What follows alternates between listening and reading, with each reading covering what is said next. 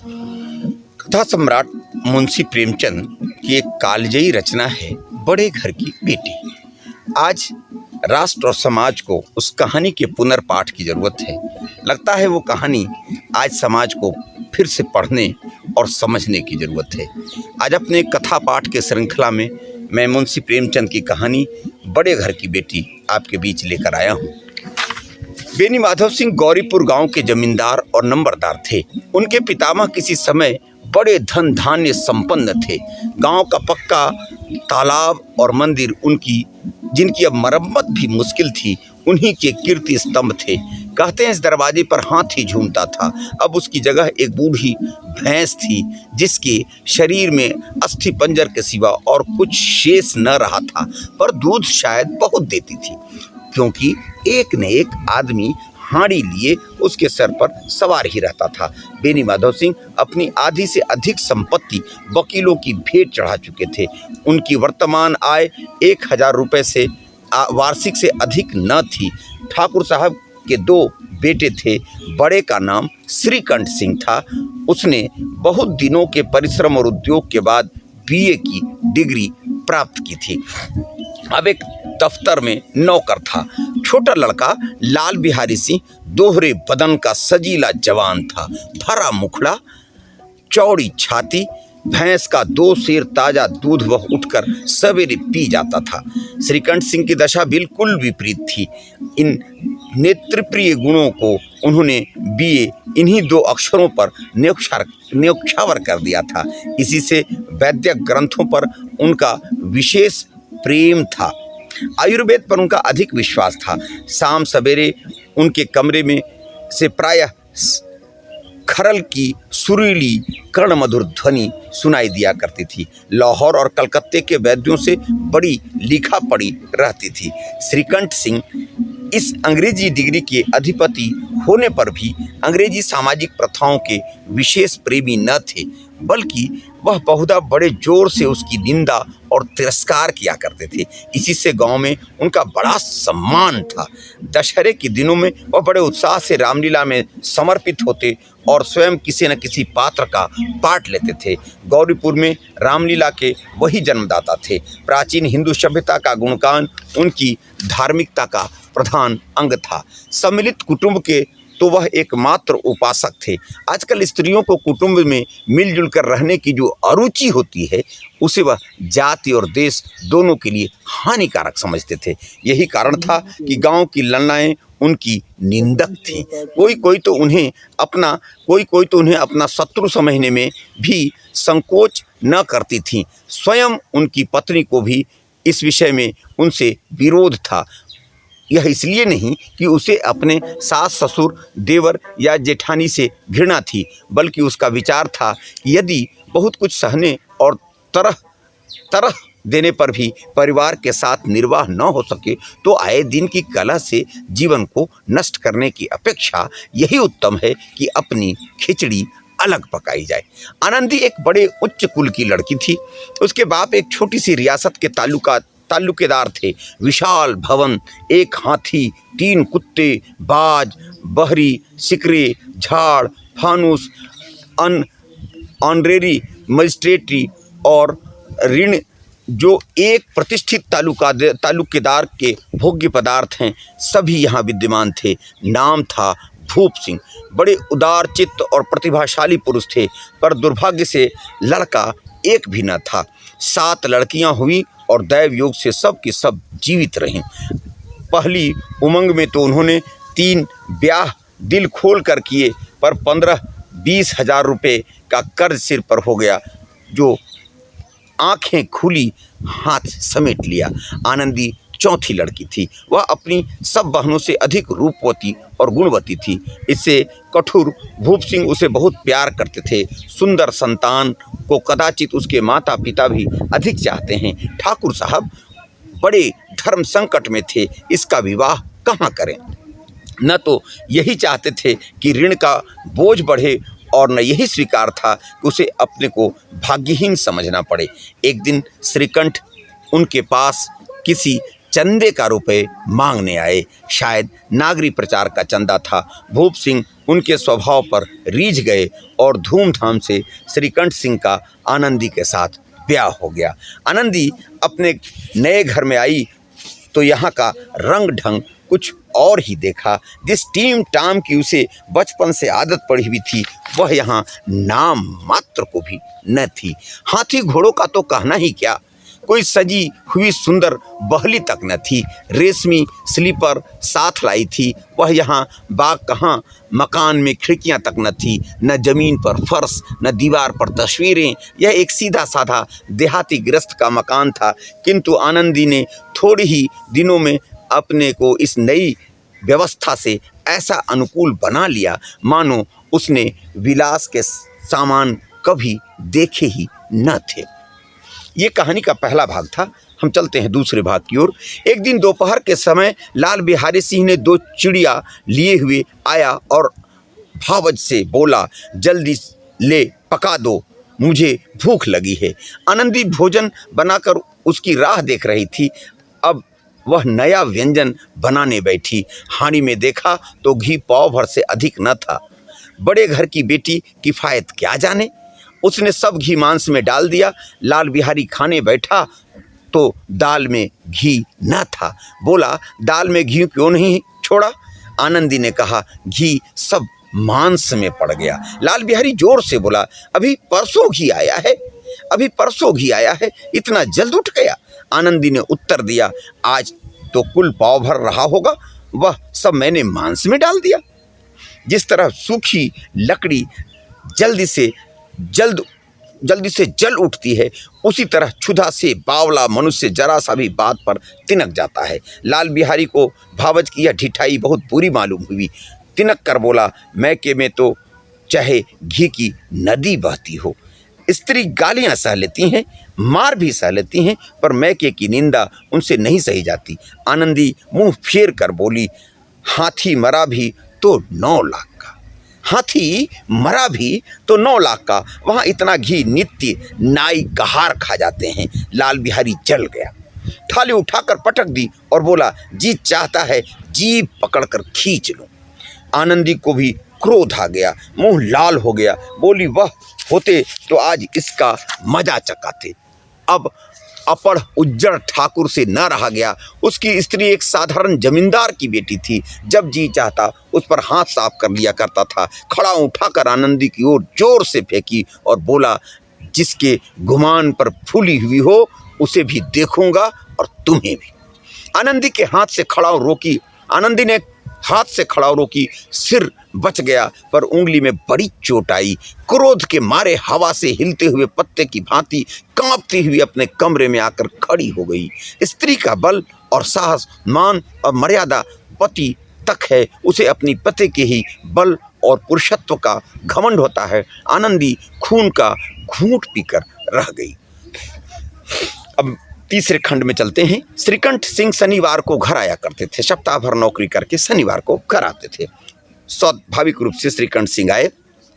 श्रीकंठ सिंह शनिवार को घर आया करते थे। बृहस्पतिवार को यह घटना हुई थी। 2 दिन तक आनंदी कोप भवन में रही, न कुछ खाया न पिया, उनकी बाट देखती रही। अंत में शनिवार को वह नियमानुकूल संध्या समय घर आए और बाहर बैठकर कुछ इधर उधर की बातें, कुछ देश काल संबंधी समाचार तथा कुछ नए मुकदमों आदमी की चर्चा करने लगे। यह वार्तालाप 10 बजे रात तक होता रहा। गांव के भद्र पुरुषों को इन बातों में ऐसा आनंद मिलता था कि खाने पीने की सुध न रहती थी। श्रीकंठ को पिंड छुड़ाना मुश्किल हो जाता था। ये 2-3 घंटे आनंदी ने बड़े कष्ट से काटे। किसी तरह भोजन का समय आया, पंचायत उठी, एकांत हुआ तो लाल बिहारी ने कहा, भैया आप जरा भाभी को समझा दीजिएगा कि मुंह संभाल कर बातचीत किया करें, नहीं तो एक दिन अनर्थ हो जाएगा। बेनी माधव सिंह ने बेटे की ओर साक्षी दी। हाँ, बहु बेटियों का यह स्वभाव अच्छा नहीं कि मर्दों से मुंह लगे। लाल बिहारी, वह बड़े घर की बेटी है तो हम भी कोई कुर्मी कहार नहीं हैं। श्रीकंठ ने चिंतित स्वर में पूछा, आखिर क्या बात हुई?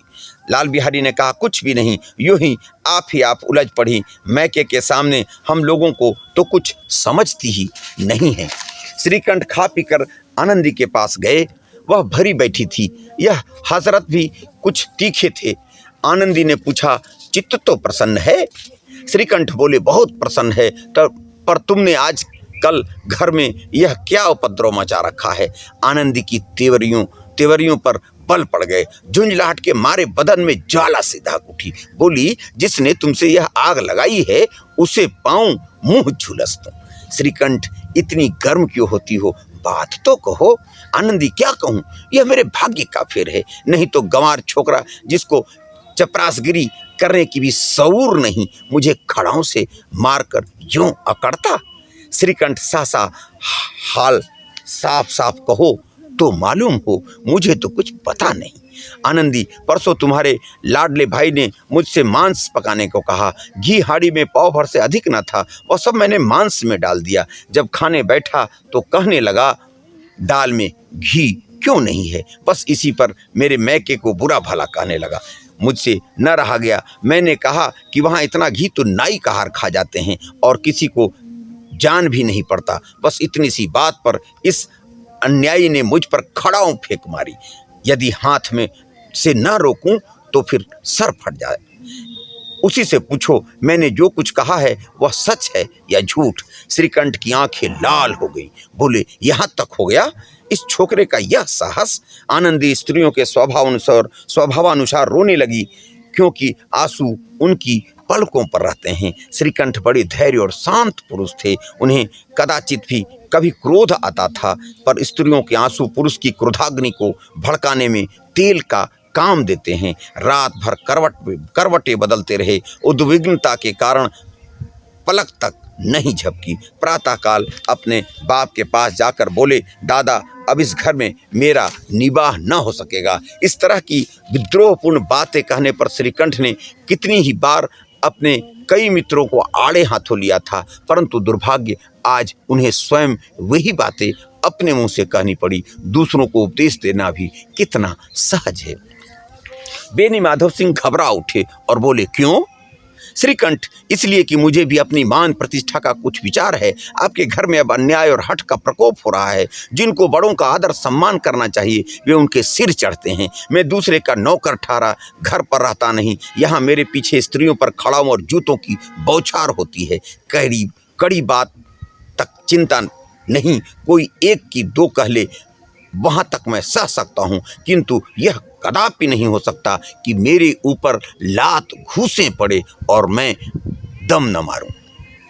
बेनी माधव सिंह कुछ जवाब न दे सके। श्रीकंठ सदैव उनका आदर करते थे। उनके ऐसे तेवर देखकर बूढ़ा ठाकुर अवाक रह गया। केवल इतना ही बोला, बेटा, तुम बुद्धिमान होकर ऐसी बातें करते हो। स्त्रियां इसी तरह घर का नाश कर देती हैं। उनको बहुत सिर चढ़ाना अच्छा नहीं। श्रीकंठ, इतना मैं जानता हूँ, आपके आशीर्वाद से ऐसा मूर्ख नहीं हूँ। आप स्वयं जानते हैं कि मेरे ही समझाने बुझाने से इसी गांव में कई घर संभल गए, पर जिस स्त्री का मान प्रतिष्ठा का ईश्वर के दरबार में उत्तरदाता हूँ, उसके प्रति ऐसा घोर अन्याय और पशु व्यवहार मुझे असह्य है। आप सच मानिए, मेरे लिए यही कुछ कम नहीं है कि लाल बिहारी को कुछ दंड नहीं देता। अब बेनी माधव सिंह भी गरमाए। ऐसी बातें और न सुन सके। बोले, लाल बिहारी तुम्हारा भाई है, उससे जब कभी भूल चूक हो उसके कान पकड़ो। लेकिन श्रीकंठ, लाल बिहारी को मैं अब अपना भाई नहीं समझता। बेनी माधव सिंह, स्त्री के पीछे? श्रीकंठ, जी नहीं, उसकी क्रूरता और अविवेक के कारण। दोनों कुछ देर चुप रहे। ठाकुर साहब लड़के का क्रोध शांत करना चाहते थे, लेकिन यह नहीं स्वीकार करना चाहते थे कि लाल बिहारी ने कोई अनुचित काम किया है। इसी बीच में गांव के कई सज्जन हुक्के चिल्लम के बहाने वहां आ बैठे, जैसा अक्सर हर गांव में होता है। कई स्त्रियों ने जब यह सुना कि श्रीकंठ पत्नी के पीछे पिता से लड़ने पर तैयार हैं तो उन्हें बड़ा हर्ष हुआ। दोनों पक्षों की मधुर वाणियाँ सुनने के लिए उनकी आत्माएं तलबनाने लगी। गांव में कुछ ऐसे कुटिल मनुष्य भी थे जो स्कूल की नीतिपूर्ण गति पर मन ही मन जलते थे। वे कहाँ करते थे, श्रीकंठ अपने बाप से दबता है इसलिए वह दब्बू है, उसने विद्या पढ़ी इसलिए वह किताबों का कीड़ा है। बेनी माधव से उसकी सलाह के बिना कोई काम नहीं करते, यह उनकी मूर्खता है। इन महानुभावों की शुभकामनाएं आज पूरी होती दिखाई दे रही थी। कोई हुक्का पीने के बहाने, कोई लगान की रसीद दिखाने आकर बैठ गया। बेनी माधव सिंह पुराने आदमी थे, इन भावों को ताड़ गए। उन्होंने निश्चय किया, चाहे कुछ भी हो, क्यों न हो, इन द्रोहियों को ताली बजाने का अवसर न दूंगा। तुरंत कोमल शब्दों में बोले, बेटा मैं तुमसे बाहर नहीं हूँ, तुम्हारा जो जी चाहे करो, अब लड़के से अपराध हो गया है। इलाहाबाद का अनुभव रहित झल्लाया हुआ ग्रेजुएट इस बात को न समझ सका। उसे डिबेटिंग क्लब में अपनी बात पर अड़ने की आदत थी। इन हथकंडों की उसे क्या खबर। बाप ने जिस मतलब से बात पलटी थी वह उसकी समझ में न आया। बोला, लाल बिहारी के साथ अब इस घर में नहीं रह सकता। बेनी माधव, बेटा बुद्धिमान लोग मूर्खों की बात पर ध्यान नहीं देते। वह बेसमझ लड़का है, उसे जो कुछ भूल हुई उसे तुम बड़े होकर क्षमा करो। श्रीकंठ, उसकी इस दुष्टता को मैं कदापि नहीं सह सकता। या तो वही घर में रहेगा या मैं ही। आपको यदि वह अधिक प्यारा है तो मुझे विदा कीजिए, मैं अपना भार आप संभाल लूँगा। यदि मुझे रखना चाहते हैं तो उससे कहिए जहाँ चाहे चला जाए, बस यह मेरा अंतिम निश्चय है। लाल बिहारी सिंह दरवाजे की चौखट पर चुपचाप खड़ा बड़े भाई की बातें सुन रहा था। वह उनका बहुत आदर करता था। उसे कभी इतना साहस न हुआ था कि श्रीकंठ के सामने चारपाई पर बैठ जाए, हुक्का पी ले या पान खा ले। बाप का भी वह इतना मान न करता था। श्रीकंठ का भी उस पर हार्दिक स्नेह था। अपने होश में उन्होंने कभी उसे घूरका तक न था। जब वह इलाहाबाद से आते तो उसके लिए कोई न कोई वस्तु अवश्य लाते। मुदगर की जोड़ी उन्होंने ही बनवा कर दी थी। पिछले साल जब उसने अपने से जोड़े जवान को नागपंचमी के दिन दंगल में पछाड़ दिया तो उन्होंने पुलकित होकर अखाड़े में ही जाकर उसे गले से लगा लिया था। 5 रुपए के पैसे लुटाए थे। ऐसे भाई के मुंह से आज ऐसी हृदय विदारक बात सुनकर लाल बिहारी को बड़ी ग्लानि हुई। वह फूट फूट कर रोने लगा। इसमें संदेह नहीं कि अपने किए पर पछता रहा था। भाई के आने से एक दिन पहले से उसकी छाती धड़कती थी कि देखूं भैया क्या कहते हैं, मैं उनके सम्मुख कैसे जाऊंगा, उनसे कैसे बोलूंगा, मेरी आंखें उनके सामने कैसे उठेंगी। उसने समझा था कि भैया मुझे बुलाकर समझा देंगे। इस आशा के विपरीत आज उसने उन्हें निर्दयता की मूर्ति बने हुए पाया। वह मूर्ख था, परंतु उसका मन कहता था कि भैया मेरे साथ अन्याय कर रहे हैं। यदि श्रीकंठ उसे अकेले में बुलाकर 2-4 कड़ी बातें कर देते, इतना ही नहीं 2-4 तमाचे भी लगा देते, तो कदाचित उसे इतना दुख न होता। पर भाई का यह कहना कि अब मैं इसकी सूरत नहीं देखना चाहता, लाल बिहारी से सहा ना गया। वह रोता हुआ घर आया। कोठरी में जाकर कपड़े पहने, आंखें पोंछी, जिसमें कोई यह न समझे कि रोता था।